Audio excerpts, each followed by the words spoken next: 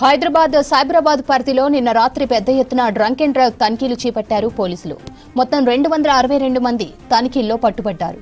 191 బైకులు, 11 ఆటోలు, 55 కార్లను సీజ్ చేశారు ట్రాఫిక్ పోలీసులు. 12 మందికి పైగా 300కి పైగా బీఏసీ రీడింగ్ చూపించింది. దీంతో పట్టుబడ్డ వారిని కోర్టులో ప్రవేశపెట్టనున్నారు పోలీసులు. పట్టుబడ్డ వారిలో సగానికి పైగా T20 world cup final match లో భారత్ గెలుపు సంబరాల్లో భాగంగా మద్యం సేవించి వాహనాలు నడిపినట్లు తెలుస్తోంది.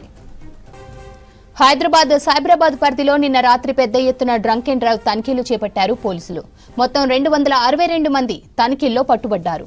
191 బైకులు, 11 ఆటోలు, 55 కార్లను సీజ్ చేశారు ట్రాఫిక్ పోలీసులు. 12 మందికి పైగా 300కి పైగా బీఏసీ రీడింగ్ చూపించింది. దీంతో పట్టుబడ్డ వారిని కోర్టులో ప్రవేశపెట్టనున్నారు పోలీసులు.